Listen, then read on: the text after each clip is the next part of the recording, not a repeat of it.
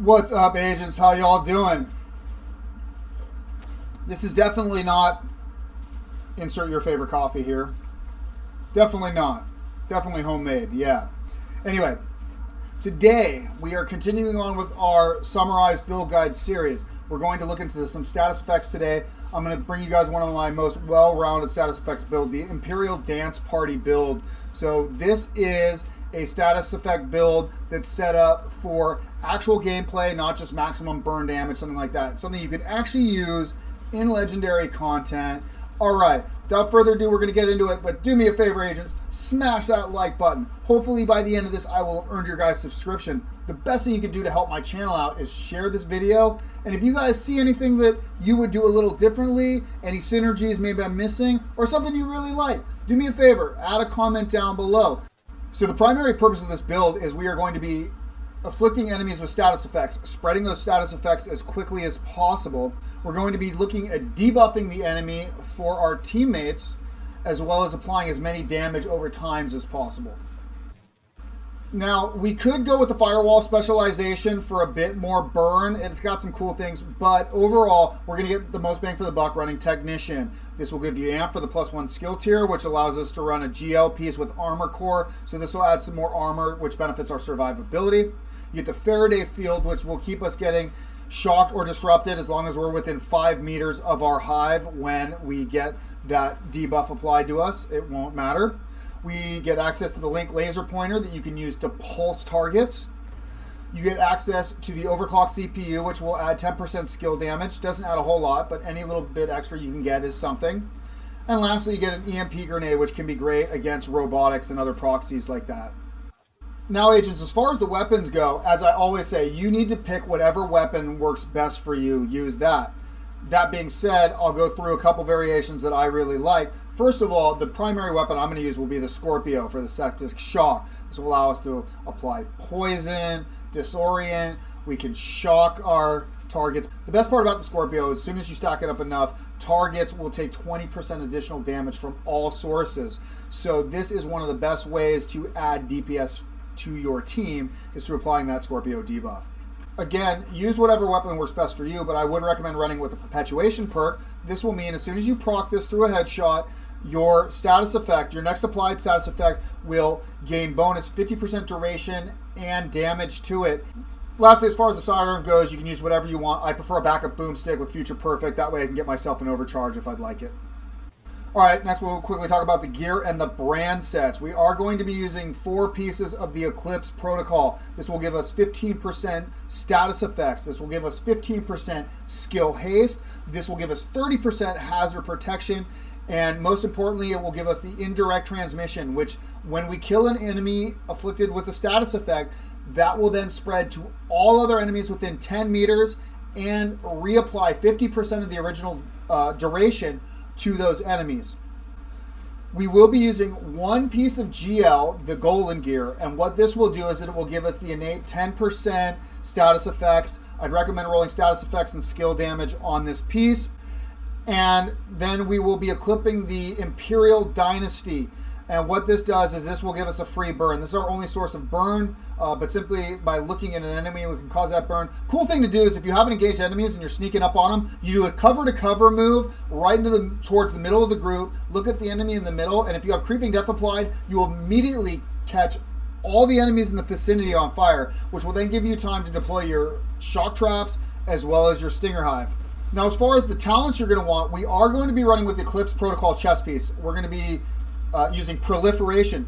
This will mean the indirect transmission, instead of applying to all enemies within 10 meters, it will apply to all enemies within 15 meters, as well as adding 75% of the duration back instead of 50. So this chess piece is a huge bonus to the amount of damage.